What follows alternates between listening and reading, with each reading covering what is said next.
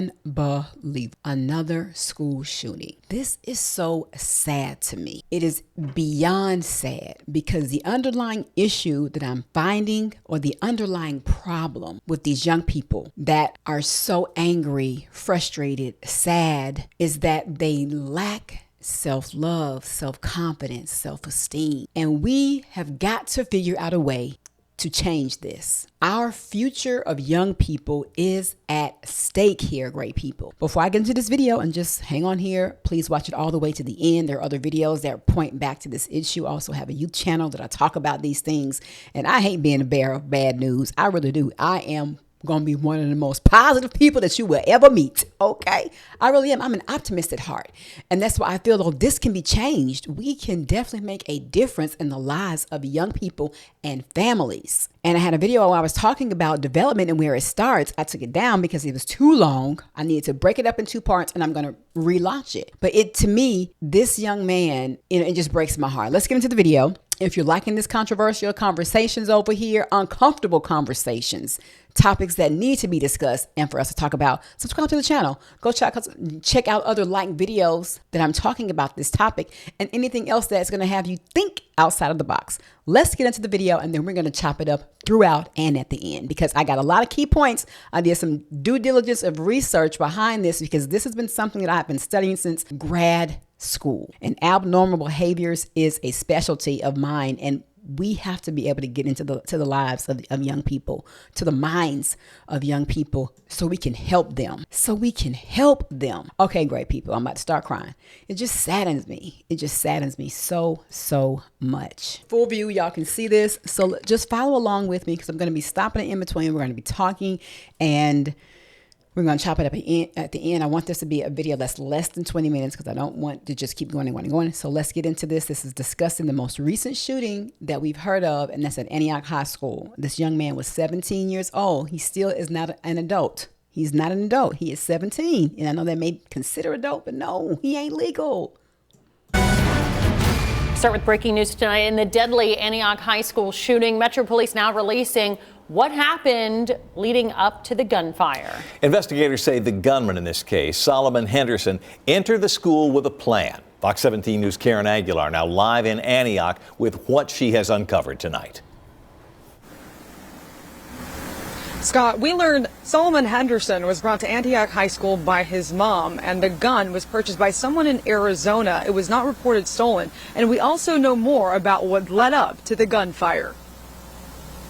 A community shattered over 17-year-old Solomon Henderson's actions.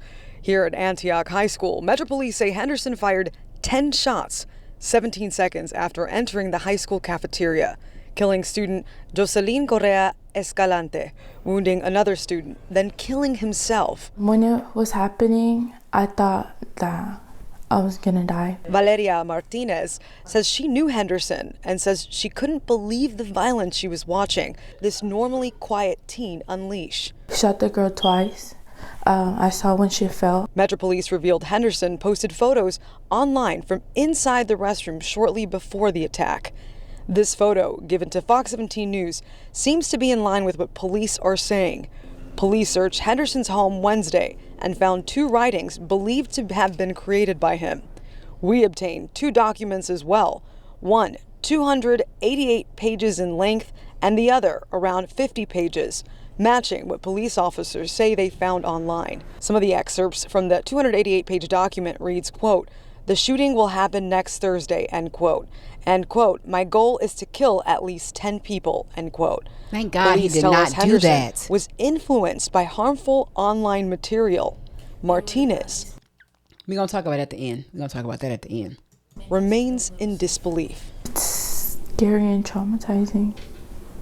He just looks so innocent that, like, you wouldn't have ever thought that he would do something like that.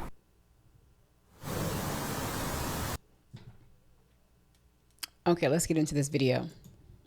Now, this is a student talking about his experience, how he feels. And I think after my third video, we're going to talk before I start going into some of the articles as to who this young man was.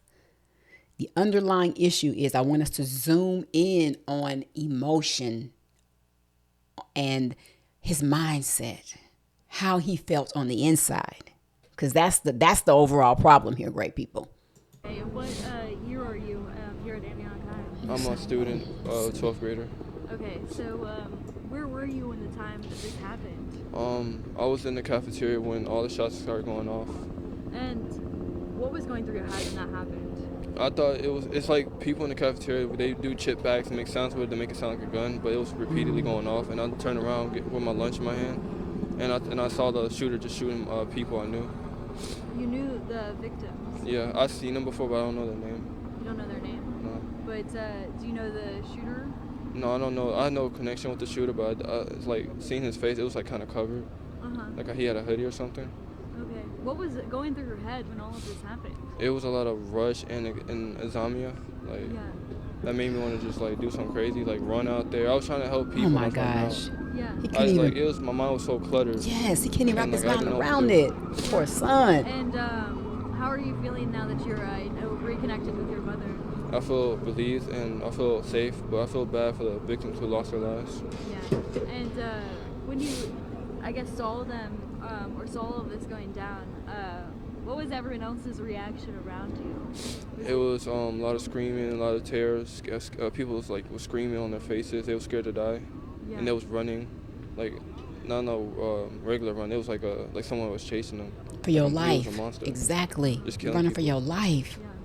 Oh, that's so Is there sad. security at Antioch High School? Yes, there was. It was security. It's always police officers around the school, but I didn't see them near the cafeteria when it happened. It should have been on site. Do you guys have metal detectors? We used to. It was a couple months ago, but they took it away. Why do you think they took them away? I'm not sure. I don't know if people didn't like them or some reason like that, but I feel like they should have kept it going for situations like these. Oh, absolutely. Anything else you want to say to your fellow students, I guess, the people that were injured? I'm glad everybody was safe. People I don't know at the school or my friends and family, I'm glad they're all safe in the school. And I really do feel bad for the victims who lost their lives. They should have never lost their lives in that school. Thank you so much. I'm glad you're okay.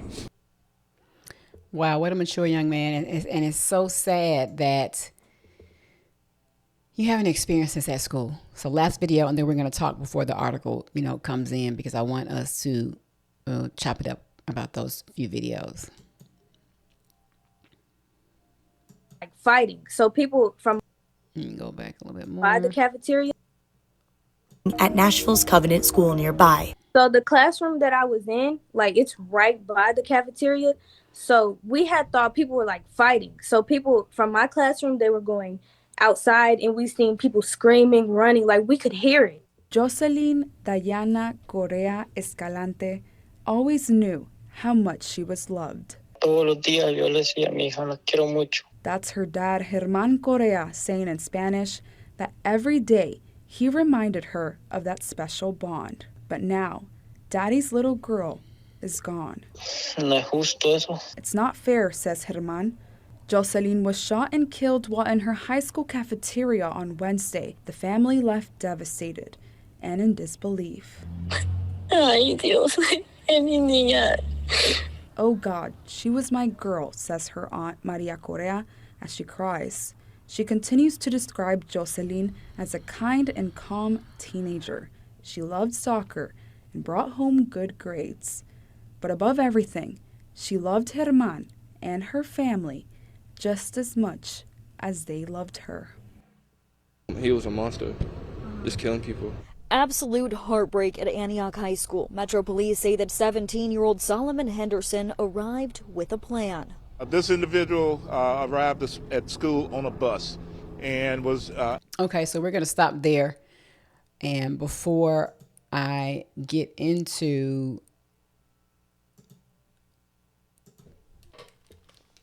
that, let's, good timing to talk here for a few minutes. And I'm going to talk about the articles so I can keep it in my time limit so y'all can stay with me. So here we talk about, we hear what the students are saying. The first girl said, when you looked at him, you didn't even think he would do something like that. And that's how depression hides. Depression, you may be able to see it on people at times, but it can also hide like a smile. It can be tucked away under anxiousness or what may appear to be jolly and excitement. But underneath, this student, this youth, this kid, this child is suffering horribly. Now, we're going to find out more about who this young man is, but this is a teen. 17 is not an adult. 18, 19, and then you get to 20. And still, research wants to even give a youthful brain to a 25 to 28-year-old. They're saying research suggests that even by 28, your brain still is not fully developed. And we know the brain is forever going to be changing and growing and changing because of how it's made. That's why it's going to forever be research done in certain areas. And we can't just pinpoint one thing to situations like these and mental health and problems, because it's going to be a mixture, a conglomerate of things that I mentioned in a previous video, biopsychosocial. Okay, so let's get into this article. And before we go any further, guys, if you're liking this content, please like this video and listen all the way through the end, because I'm going to give some tips and share a few things how we can begin to correct this, shift this, change this. But I want us to tap into more of who this young man is, because that is the most important. This is the profile that makes up these young people who are, Alexa, cancel. Makes up these young people. This is the mindset and the hearts of these people that are doing, these young people that are doing these crimes. Okay. So let's see. Let's make this bigger. Yeah, okay.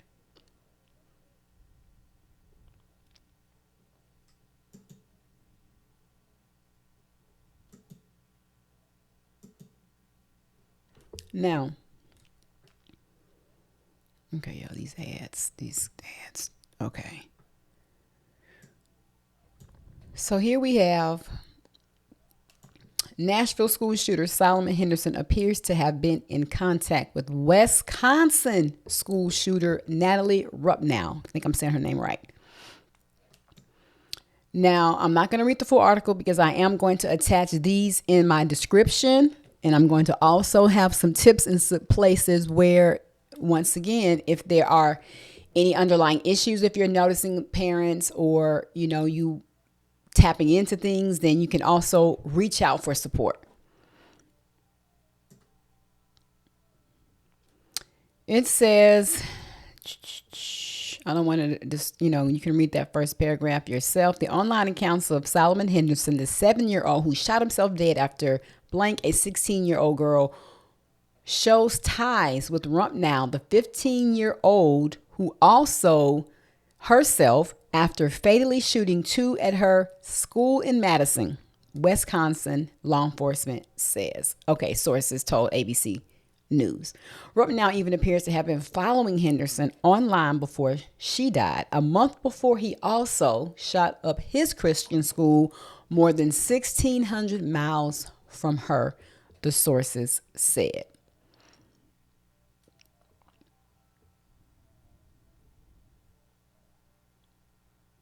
Okay. Now here it says both of these teens died from self-inflicted gunshot wounds after carrying out separate massacres and showed disturbing interest in neo-Nazi ideology and violence in their online search histories. Both teens also revered other school shooters, with both posting about the massacre at Parkland, Florida. Henderson also made Pinterest posts about the horror at Youthdale, Texas, while Rupnow posted about the Columbine school shooting. Now, this is what is being spoke a lot about now, which is his manifesto. He posted a 51-page document expressing violent hatred towards Jewish people and self-hatred as a Black person, which he blamed for him being an incel, a person unattractive to others. So what did I say? One of my symptoms of a person like this is self-hate. So if you have self-hate, you're going to have low self-esteem, low self-confidence, lack of self-awareness, all of these things, because he felt that he was a person unattractive to others on the inside. Okay, let's go to this article here. I'm sorry. Wait a minute. Let me go down further, because before I get to that one, it's going to explain a few things. Oh, did I miss it on this one? Here in this article, or it may have been another article that I read, it was talking about where it was in the manifesto I read on Twitter. It was showing some of the people that he looked up to. And you can Google that and find that on Twitter. It was showing some of the people that he listened to. And when you have a person who has a distorted way of thinking, it goes back to some of these psychological disorders, then they're going to take words of people that may not have who may not be implying the way he is perceiving it, or relaying the information the way he's receiving it or perceiving it. And he's saying he got certain rhetoric and his mindset from certain people, content creators, other people who have strong, faith-based systems. And it just amazed me that he even mentioned that, he mentioned video games, he mentioned music, and this is the young man. And I've also read on other content creators, pages where they were saying, it's not the typical profile of a school shooter. So what is the typical profile? It is lack of self-awareness, lack of self-esteem, low self-confidence, lack of social engagement when it comes to being in a peer group, wanting to feel that student and pupil connectedness relationship type of vibe. Where are your friends? Who are your friends? He didn't feel like he had any, and and as we listen to these kids, they're describing him as being somebody quiet. They didn't really, he was the quiet kid that didn't really say much. And on the inside, he is, he was drowning. And in the article, it talked about a video game that he studied. This is in the manifesto, where he studied or he played. And in this video game, it's about a school shooting. I was like, okay, wow. So the name of the video game that was mentioned in the manifesto is where he got some of his ideology from, or plans of how he wanted to go about doing this, is called Maya Middle School Shooting. It's an arcade-style top-down shooter made in the RPG Maker MV engine. The plot plays out like a bizarre Japanese version of Hatred. A violent, misanthropic middle school student with a death wish arms herself with as many guns as she can to take into her local middle school with the express purpose of killing as many as she can before getting arrested. I mean, I didn't even know games like this existed. And I know there are some really crazy games out there. But what is that? That is, I'm not into the video game world. I'm learning about video games. It's something new that I'm getting into, but it ceases to amaze me as to what's out there. But those individuals who play those games, I don't even understand why a game like this would be even created. I mean, I know it's supposed to be a difference between fake and real. There's supposed to be a difference between entertainment and then reality, but now we got reality TV entertainment. So kids are processing this stuff a lot different. However, we do understand right and wrong. Let's talk about this manifesto. It points to online communities that encourage mass murder, just like that video game I just showed you, and genocidal fantasies. This is a hate and extreme researcher. He says they do not believe that demonic government will ever get them the kind of ethnic superiority or ethnic dominance that they want. This young man hated black people, and he also hated Jewish people. That's in the manifesto. Here, I'm going to read some of this. Once again, I'm going to attach this article as well. Now, in the manifesto, it says that the 17-year-old man was sucked into the world of, let me pause this. Sucked into the world of hate and never found his way out. And that's so true.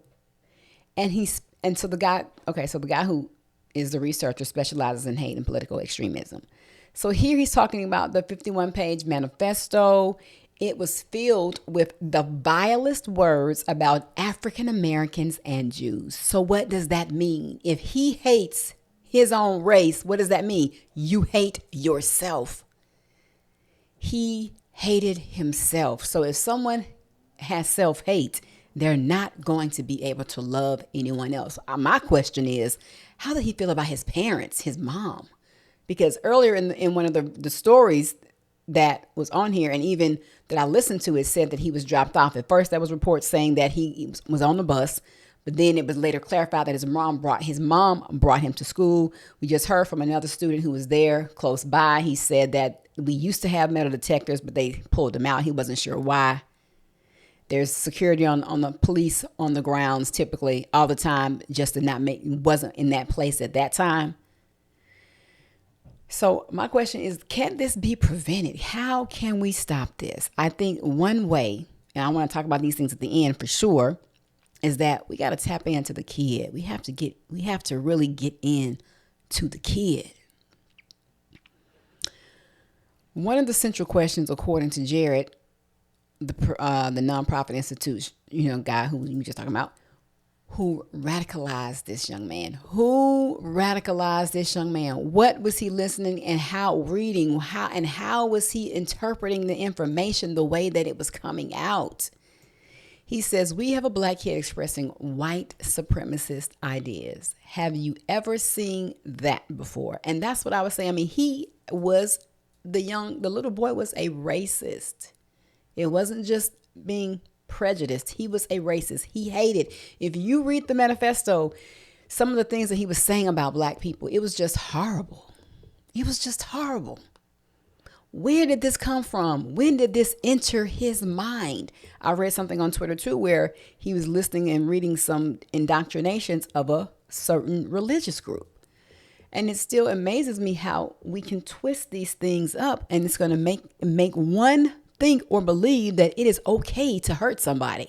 That's the distorted, twisted thinking. I'm going to read a little bit more, and then we're going to, I'm going to tap in to some resources and give you my take. It says, this would not be the first time that a person of color shackled themselves to a white supremacist movement. But in my experience as a researcher, this is one of the most extreme cases I've ever seen.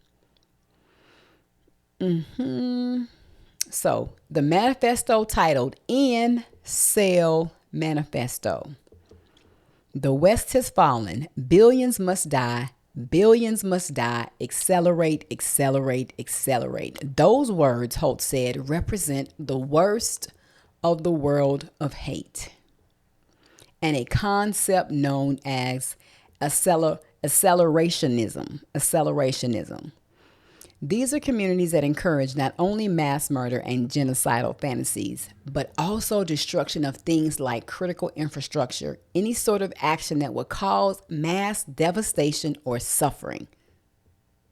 So they are talking about bringing about the collapse of a society and creating their own utopia, essentially. Yeah. They do not believe that democratic government will ever get them the kind of ethnic superiority or ethnic domination that they want. Okay, great people. So with that, I know I'm over my 20 minutes. I'm going to be wrapping this thing up. With that, how can we thwart this? That is really my overall where I'll be all with this.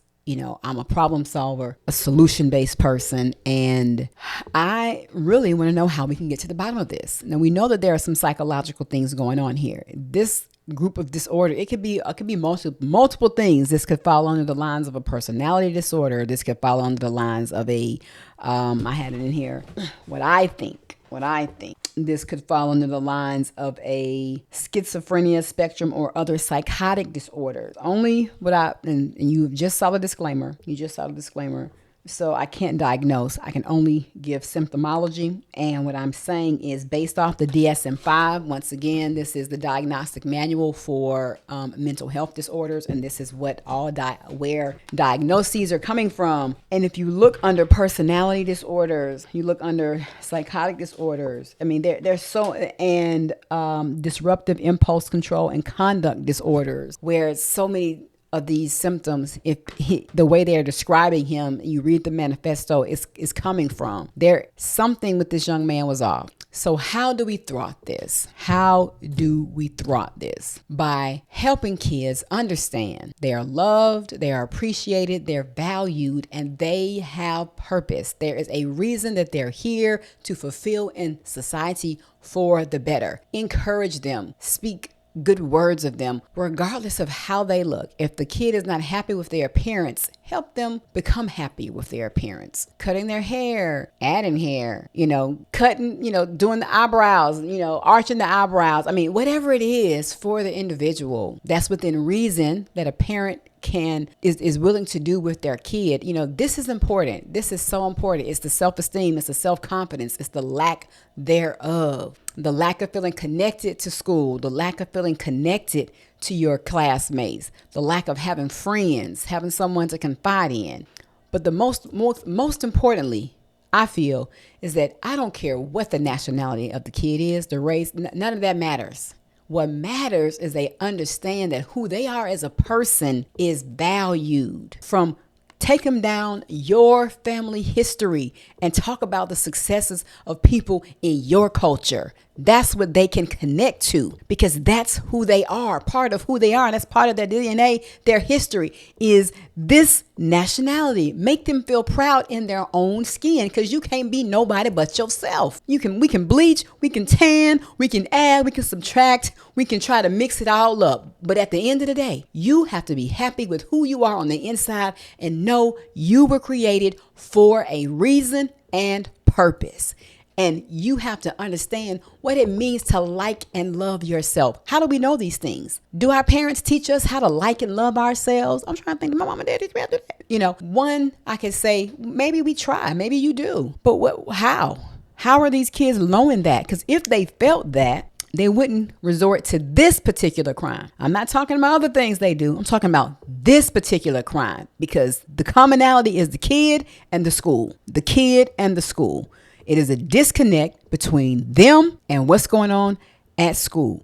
Whether it's directly or indirectly, or nothing could be going on in that environment, but something is going on for him to feel disconnected, for them to feel disconnected, and to make them think that it's okay to do that, to take out the rage of their own self-hatred on others. So how can we help them feel self-love? How can we help them feel valued? We have to show them.